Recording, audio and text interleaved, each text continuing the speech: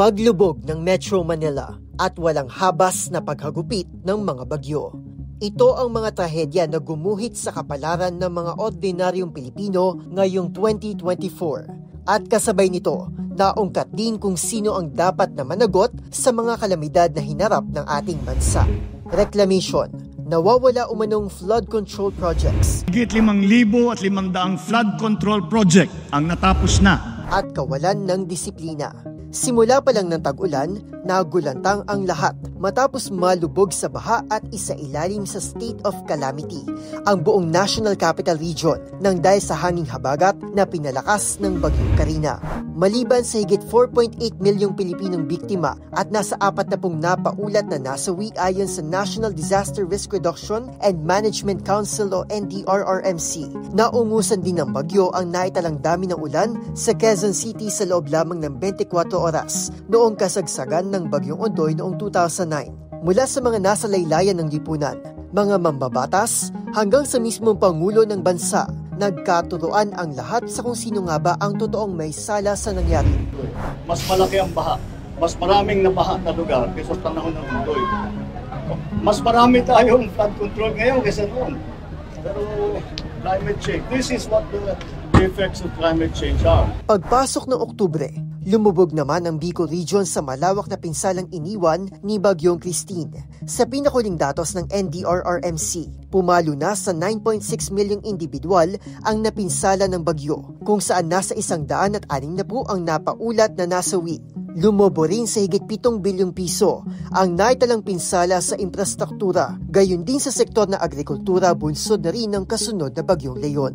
Kasabay ng hagupit ni Christine, muli ring nasaksihan ng publiko ang bayanihan ng Pink Movement matapos pangunahan ni dating Vice President Leni Robredo ang pagbangon ng Naga sa pagtutulungan ng iba't ibang volunteer networks. Sa bisa naman ng Proclamation No. 728, idineklara ni Pangulong Bongbong Marcos ang November 4 bilang Day of National Mourning bilang pakikiramay sa mga biktima ni Christine. Hindi pa man nakakabangon mula kina Christine at Leon, magkakasunod naman binayo ni Bagyong Marce, Nika, Ophel at Pepito ang Luzon sa loob lamang ng halos isang buwan taliwas sa inisyal na pagtaya ng Pag-asa.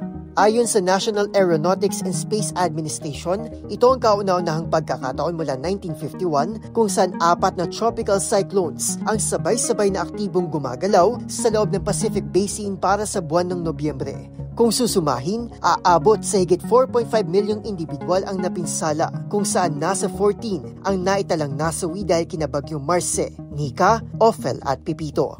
Agad ding naubos ang 1 bilyong piso na Quick Response Funds ng Department of Social Welfare and Development sa loob lamang ng ilang linggo bunsod ng mga bagyo. Sa aking panayam kay DOST Pag-asa Weather Specialist Loredine de la Cruz Galicia, binigyang linaw naman ito kung bakit puro hilagang Luzon ang tinumbok ng mga nagdaang bagyo. The year, meron tayong tinatawag na La Niña-like condition.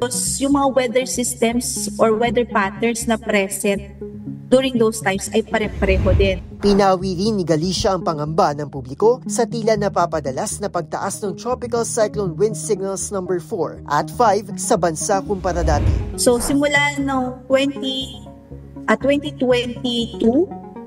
ay nagbago po tayo ng kategorya. In-update po natin ito based sa demands at based sa situations natin dito sa Pilipinas. Mga pagkakataon na nagtataka ang ibang tao na sa ibang agencies, sa ibang bansa ay super typhoon na pero sa atin ay hindi pa kasi nga po mataas yung ating threshold. Sa panig ng mga eksperto, dapat unahin ng pamahalaan ang maagap na risk assessment at long-term development planning sa mga lugar na hindi binabaha.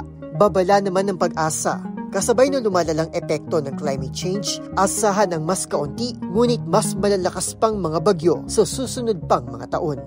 Para sa DZRH Rewind 2024, ako si Arnold Herrera ng DZRH TV. Unas sa Pilipinas, unas sa Pilipino.